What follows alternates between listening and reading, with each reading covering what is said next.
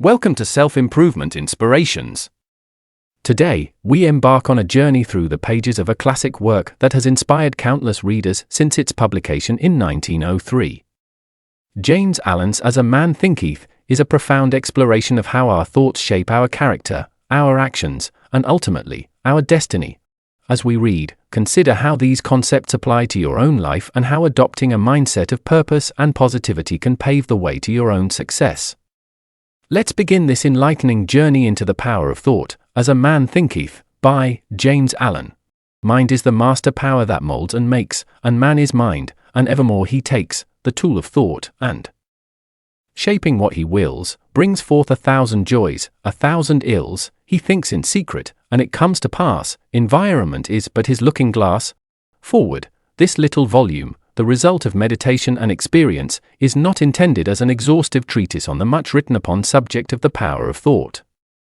It is suggestive rather than explanatory, its object being to stimulate men and women to the discovery and perception of the truth that they themselves are makers of themselves, by virtue of the thoughts, which they choose and encourage, that mind is the master weaver, both of the inner garment of character and the outer garment of circumstance, and that, as they may have hitherto woven in ignorance and pain, they may now weave in enlightenment and happiness.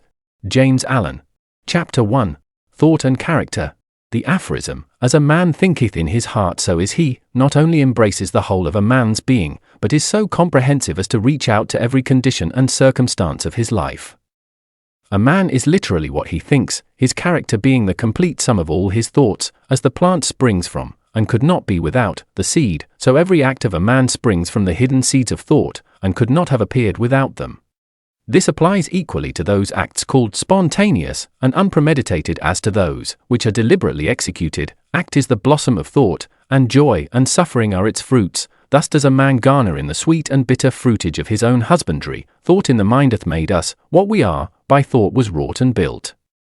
If a man's mind hath evil thoughts, pain comes on him as comes the wheel the ox behind. If one endure in purity of thought, joy follows him, as his own shadow. Sure, man is a growth by law, and not a creation by artifice, and cause and effect is as absolute and undeviating in the hidden realm of thought as in the world of visible and material things. A noble and godlike character is not a thing of favor or chance, but is the natural result of continued effort in right thinking, the effect of long-cherished association with godlike thoughts. An ignoble and bestial character, by the same process, is the result of the continued harboring of groveling thoughts. Man is made or unmade by himself. In the armory of thought, he forges the weapons by which he destroys himself. He also fashions the tools with which he builds for himself heavenly mansions of joy and strength and peace. By the right choice and true application of thought, man ascends to the divine perfection. By the abuse and wrong application of thought, he descends below the level of the beast.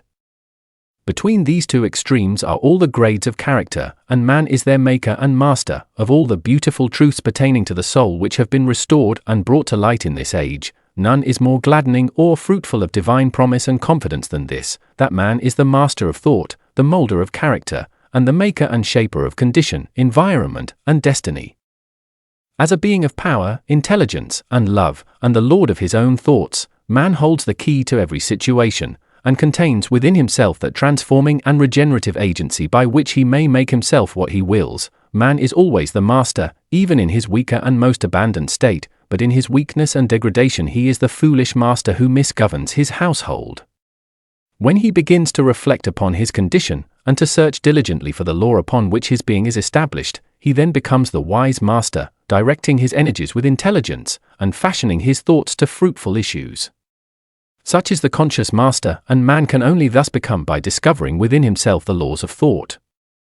Which discovery is totally a matter of application, self-analysis, and experience. Only by much searching and mining are gold and diamonds obtained, and man can find every truth connected with his being, if he will dig deep into the mine of his soul, and that he is the maker of his character, the moulder of his life, and the builder of his destiny, he may unerringly prove, if he will watch, control, and alter his thoughts, tracing their effects upon himself, upon others, and upon his life and circumstances, linking cause and effect by patient practice and investigation, and utilizing his every experience, even to the most trivial, everyday occurrence, as a means of obtaining that knowledge of himself which is understanding, wisdom, power, In this direction, as in no other, is the law absolute, that he that seeketh findeth, and to him that knocketh it shall be opened, for only by patience, practice, and ceaseless importunity can a man enter the door of the temple of knowledge.